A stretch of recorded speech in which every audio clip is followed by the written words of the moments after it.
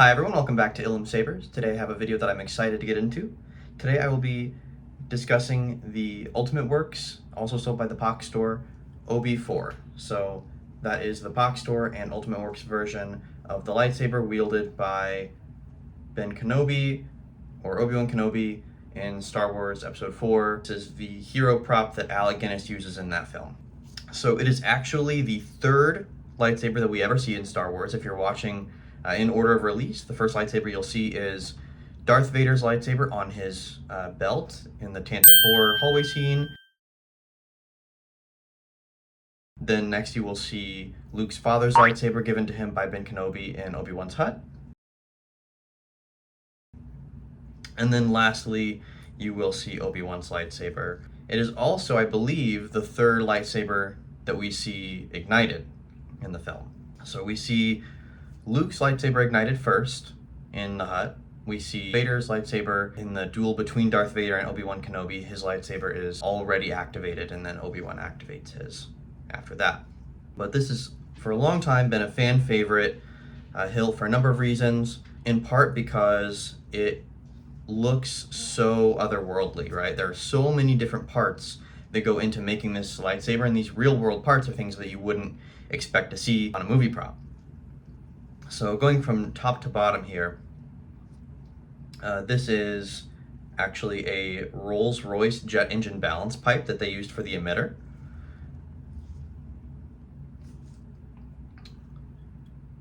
And this is a faithful replication of that. Next, you have this section here, which is based on a World War II Mark I British rifle grenade, which is also what gives this hilt often has the title of the Mark I, especially Roman Props has a version of this hilt that is sold known as the Mark I.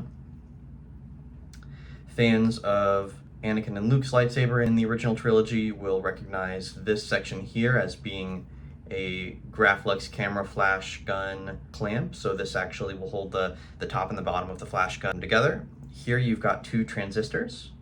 On the real prop, these transistors were added to the flash gun handle clamp. The clamp doesn't come with those. Next, right here, you've got the bubble strip. It's commonly referred to. It is actually from a Texas Instruments Exactra 1920 calculator. So this is the behind the screen of the calculator. This is one of the components. And then the booster section here is actually from a Browning AN M2 machine gun. It's the booster section from that. And then, of course, this is just a D-ring, but it is mounted to the pommel, which is actually a sync knob. So no one actually knows for sure if the sync knob used was a hot or cold knob. There's some speculation there, but the design and style of this has been matched. Armitage Shanks Starlight model sync knob. And all of those came together to make Ben Kenobi's lightsaber. So that's pretty cool. Looking at that, knowing some of the history behind it, we'll go over maybe a little bit more about this specific model. So this OB4 from the Pach Store came weathered. They had an option for a weathered or a clean version of the hilt. So up close you can see some of that weathering.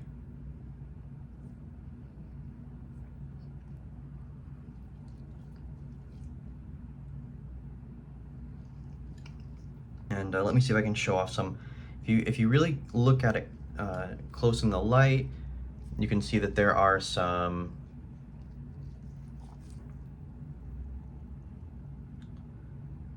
there's some extra weathering on there. There's a bit of rust in the hand grip. The booster section has a bit of rust, very light rust, which I appreciate because I think it really adds to the look that it's a lightsaber that has been worn but taken care of, right? It's been used, but it's not been neglected. There are also a couple of chips and small scrapes here and there that really sell the effect on some of the steel sections. Got a little bit of rust on a little bit of grime around the D-ring there. Right, so it's not, when you look at it up close, this is not a clean hilt. It's definitely used, but at a distance, it doesn't look abused, right? So I really liked that aspect. As for a functional lightsaber hilt, Ultimate Works has their power and auxiliary buttons being these two here. And of course, like all of their lightsabers, you can take the core, flip it around, reinsert it, and then the orientation of your buttons will change. So I'll go ahead and insert a core. And then I've got my core here, the battery. Well, of course I know him. He's me. And then of course, as always on the Ultimate Works hilts, you can see you've got 2 screws in there, and you line up these 2 bolts with those. And you can turn it around until you feel it catch into the notches. One thing, I'm actually gonna flip this around because I wanna show one of my favorite parts of this particular hilt. Reassembled. Here's one of my favorite parts about this hilt from Ultimate Works. You've got shine through in the bubble strip here. So that is from the chassis LEDs. There are LEDs on the back. Now this will only be if you have the Profi chassis. The Asteria chassis doesn't have any LEDs like that on the outside of the chassis, but the Profi one does, and you can see shine through from there. And if you don't like the aspect of the shine through, if you feel like maybe it's not screen accurate, which technically it could go either way, because we never see this section on screen while the hilt is on, so anything really goes. But if you don't like it, you can just take the core and flip it around, and the LED strip will actually be facing the back of the hilt here then, instead of out the bubble strip.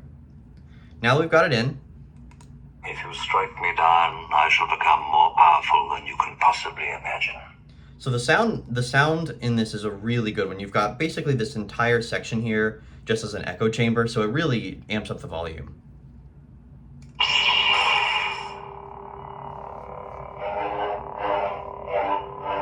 And this is Kyberphonics OB4 sound font. And I'm going to go ahead and showcase the effects that I've got on here. So when it's just on standby, you've got kind of a slow back and forth motion, and then you press the power and you'll see it heat up, like the components inside are heating up, and then you'll see it stabilize.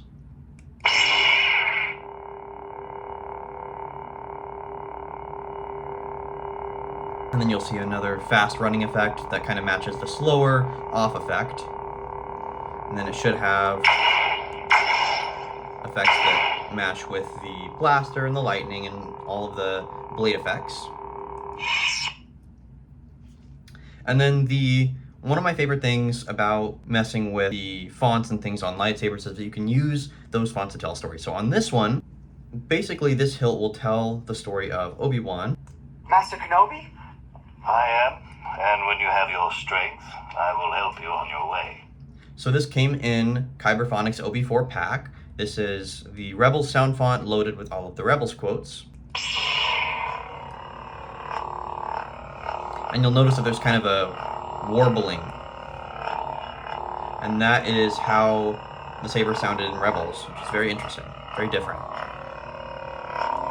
You're in the wrong place, Ezra Bridger. Master Kenobi? I am, and when you have your strength, I will help you on your way.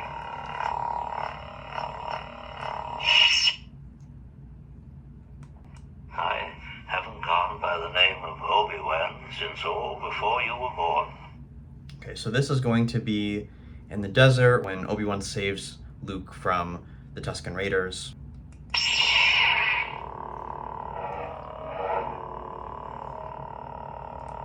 Hello there. I haven't gone by the name of Obi-Wan since before you were born. I was once a Jedi Knight, so it was your father. But you owe me one, and not for saving your skin for the 10th time. He was the best star pilot in the galaxy. And a cunning one. Hold on, Renegade. Hold on! Sorry, Master. I forgot you don't like flying. I don't mind flying, but what you're doing is suicide! And he was a good friend. I have taught you everything I know, and you have become a far greater Jedi than I could ever hope to be. Goodbye, old friend. May the Force be with you. So that particular sound font has the conversation between Luke and Obi-Wan about Luke's father, and I wanted to use some of the other fonts that I'd purchased from Kyberphonic. He had included a lot of quotes from, like, for example, OB3 had the quotes that you heard from Obi-Wan from Revenge of the Sith. OB2 had the ones from Attack of the Clones. Tusken Terminator had the ones from Anakin's Attack of the Clones. And I had all of these in my font collection, and I thought, well, if I compile those, I can get, you know, a conversation between Obi-Wan and Luke, as well as flashbacks between Obi-Wan and Anakin. And I thought that would be a really cool way to sort of pay tribute to the entire journey of the character as well. Going on to the next font. If you strike me down, I shall become more powerful than you can possibly imagine. So this is going to be Obi-Wan and Vader when they are on the Death Star. That's going to be pretty much the quote package on this.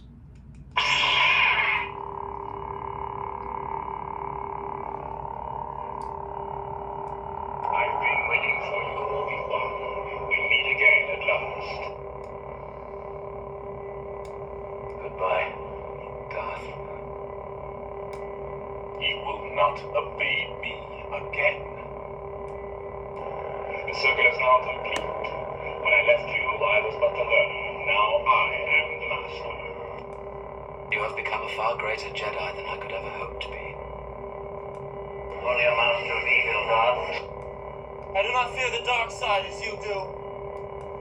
Anakin, Chancellor Palpatine is evil! From my point of view, the Jedi are evil! You were my brother, Anakin! I loved you! Anakin's gone. I am what remains. Your power's a weak old man. So that's pretty much the gist of what goes on with that font. And I, again, wanted to use quotes that I had from other fonts, incorporate those so that I can make a conversation, a sort of flashback to both the Kenobi show, Revenge of the Sith, and kind of show the psychology of both characters as they were, you know, in that discussion, where each one thought that they were in relation to the other, that sort of thing. Don't give in to hate. That leads to the dark side. So another thing that Kyberphonic included for the OB4 font was Force Ghost quotes from Ben Kenobi throughout the original trilogy. And so I thought, well, I could take these quotes and clear out the quotes from one of the other fonts from A New Hope and make a lightsaber font that's based on Force Ghost Obi-Wan Kenobi. So I thought that would be really cool. This is Red 5, I'm going in. Use the Force, Luke. There you will learn from Yoda. Diego, my sister. I can't keep the vision out of my head. They're my friends. I gotta help them. This is a dangerous time for you, when you will be tempted by the dark side of the Force. I cannot interfere. So I also have some quotes from Return of the Jedi on there as well. Luke kind of being incredulous when Ben talks about a certain point of view and how he didn't really lie about Vader being his father. But that is, for the most part, the way that the Hilt tells the story. I'm going to go ahead and back up to the first A New Hope font, and we'll go through and you'll see kind of how that tells the story. I haven't gone by the name of Obi-Wan since all before you were born. If you strike me down, I shall become more powerful than you can possibly imagine. Don't give in to hate. That leads to the dark side. And then after that, I have the Prophy Core going into Vader fonts. Where is Padme?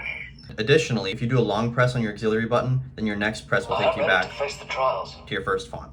So the first one is going to be Obi-Wan in The Phantom Menace, Council have granted me permission to train you. and this will tell his story as well, all the way up through A New Hope. You've made a commitment to the Jedi Order, a commitment not easily broken. Yoda holds you in such high esteem. General Kenobi. He is like my brother. I cannot do it. Hello there. Master Kenobi? I am, and when you have your strength, I will help you on your way. I haven't gone by the name of Obi-Wan since all before you were born.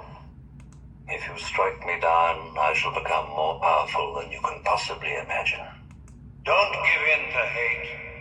That leads to the dark side.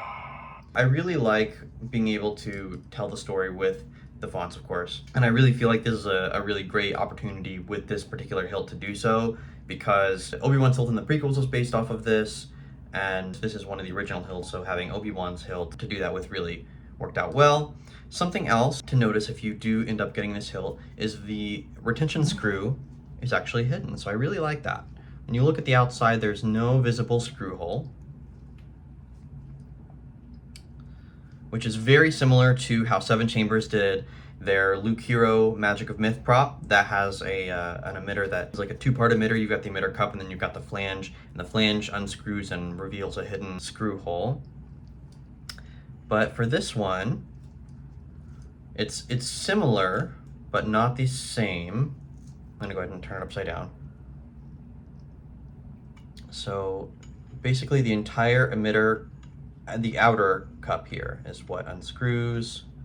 I'm doing it upside down just so that it doesn't clank on the wind vane here when it becomes, or when it gets loose here.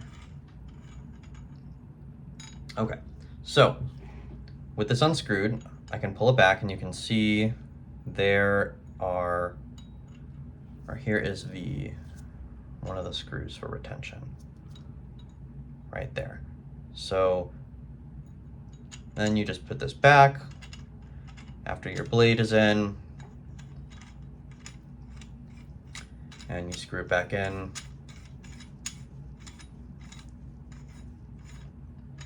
We've got quite a bit of threading on there as well. Something to mention, the threading is going to be opposite of what you would expect it to be if you're holding it upright like this. If you have it upside down, it's lefty loosey righty tighty like you would expect, but if you're holding the hilt upright, which I imagine most people would, you're actually going to want to turn it as if you were tightening in order to loosen the emitter here. Bring it to the right actually is what loosens it, and then just a few turns, it'll drop down. Like I said, I suggest doing it upside down so that you don't have it clank against the wind vane and damage anything. I really like the hidden retention. Overall, it seems really accurate to me. I compared it to some of the most accurate versions on the market. The spacing of all of the pieces looks really good. You've got kind of an awkward amount of spacing right here between the booster and the pommel. The finish on everything looks really good. There's no chrome. There's no, shininess. The shiniest thing you've got here is this piece, which is sort of like a pseudo chrome, but not quite a chrome. The Graflex clamp is brushed aluminum. Both of these parts are steel and they are very heavy. This hilt is very, very heavy. You've also got your neck. It's got some black paint on there, which is accurate as well.